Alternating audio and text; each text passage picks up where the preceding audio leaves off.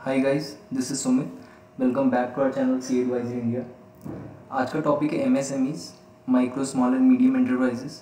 इसकी डेफिनेशन आपको बताऊंगा, रिवाइज हुई है हाल फिलहाल ही, क्योंकि कई लोगों के कॉल्स और मैसेजेस आ रहे हैं अभी भी हम लोगों के पास ये जानने के लिए कि वो एमएसएमई में रजिस्ट्रेशन के लिए एलिजिबल हैं या नहीं है।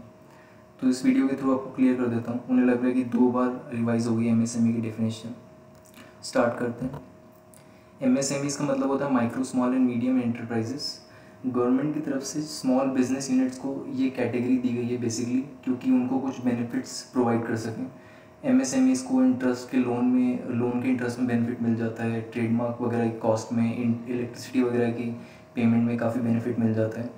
तो बिज़नेस कंडक्ट करने के लिए एमएसएमईज के जो बेनिफिट हैं वो आप तभी अवेल कर पाओगे जब एमएसएमई में रजिस्टर्ड हो गया आप, और उसके लिए आपका एलिजिबिलिटी क्राइटेरिया देखना सबसे पहले इम्पॉर्टेंट है। तो उस वीडियो के थ्रू उसको आपको क्लियर हो जाए वो।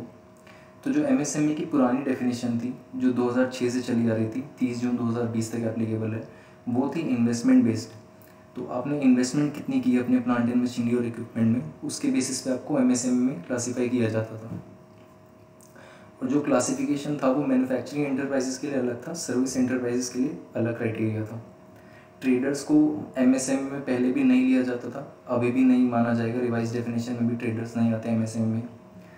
तो अब जो मैन्युफैक्चरिंग एंटरप्राइजेस थे उसमें अगर आपकी इन्वेस्टमेंट 25 लाख थी तो आप माइक्रो यूनिट थे। इन्वेस्टमेंट अगर 5 करोड़ तक की थी तो स्मॉल यूनिट कहलाते थे, और इन्वेस्टमेंट अगर 10 करोड़ तक की थी तो मीडियम यूनिट कहलाते थे। ऐसे ही सर्विस एंटरप्राइजेस में अगर इन्वेस्टमेंट 10 लाख तक की थी तो माइक्रो यूनिट था, अगर इन्वेस्टमेंट 2 करोड़ तक की थी तो स्मॉल यूनिट था, और इन्वेस्टमेंट अगर 5 करोड़ तक की थी तो मीडियम यूनिट था। बट अभी कोरोना वायरस पीरियड में बिजनेस यूनिट्स को बेनिफिट देने के लिए आत्मनिर्भर भारत अभियान स्कीम इंट्रोड्यूस की फाइनेंस मिनिस्टर ने।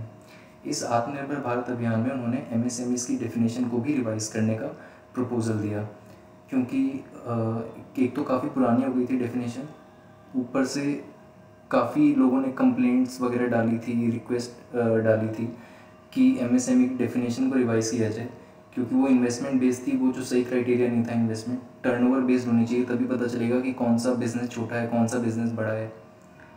तो अब सरकार ने जो आत्मनिर्भर भारत अभियान के अंडर एमएसएमईज की रिवाइज डेफिनेशन प्रपोज की, वो टर्नओवर और इन्वेस्टमेंट बेसिस पे प्रपोज की। अब मैन्युफैक्चरिंग और सर्विस एंटरप्राइजेस के लिए भी क्राइटेरिया अलग अलग नहीं था, सिंगल क्राइटेरिया था। तो माइक्रो यूनिट्स वो जिसमें इन्वेस्टमेंट 1 करोड़ तक का है और टर्नओवर 5 करोड़ तक। टर्नओवर मतलब आपके साल की इनकम।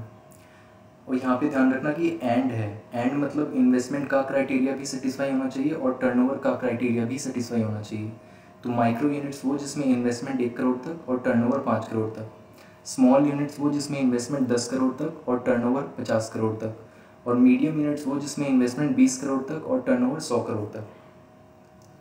अब ये जो आत्मनिर्भर भारत अभियान के अंडर रिवाइज डेफिनेशन प्रपोज की गई थी, ये ऑफिशियल नहीं हुई थी अभी। इसको ऑफिशियल बनाने के लिए 1 जून 2020 को गवर्नमेंट ऑफ इंडिया ने एक ऑफिशियल नोटिफिकेशन निकाली, उसमें एमएसएमईज की रिवाइज डेफिनेशन को नोटिफाई कर दिया। अब उन्होंने उस नोटिफिकेशन में बाकी सब कुछ एज इट इज़ रखा, जो भी ये रिवाइज हुआ था आत्मनिर्भर भारत अभियान के अंडर। बस उन्होंने मीडियम एंटरप्राइजेस की लिमिट जो थी वो और फर्दर बढ़ा दी, ताकि और यूनिट्स को बेनिफिट मिल सके। तो further revision in limit of medium enterprises as पर notification issued by government of India dated 1 June 2020। तो एमएसएमईज की अब जो फाइनल रिवाइज डेफिनेशन है जो 1 जुलाई 2020 से एप्लीकेबल होगी, वो कुछ ऐसे होगी कि माइक्रो यूनिट्स वो होंगे जिसमें इन्वेस्टमेंट 1 करोड़ तक और टर्नओवर 5 करोड़ तक। स्मॉल एंटरप्राइजेस वो जिसमें इन्वेस्टमेंट 10 करोड़ तक और टर्नओवर 50 करोड़ तक। और मीडियम एंटरप्राइजेस वो जिसमें इन्वेस्टमेंट 50 करोड़ तक और टर्नओवर 250 करोड़ तक। ये आपकी रिवाइज डेफिनेशन एमएसएमई की।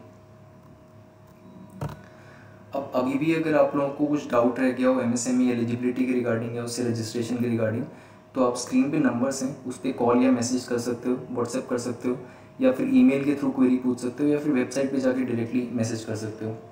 या फिर अगर आपको सी एडवाइजरी इंडिया की कोई पेड सर्विसेज चाहिए, business incorporation, income tax, GST, funding, trademark related, तो भी आप इन नंबर्स पे कॉन्टैक्ट कर सकते हो, या फिर वेबसाइट के थ्रू डायरेक्टली कॉन्टैक्ट कर सकते हो।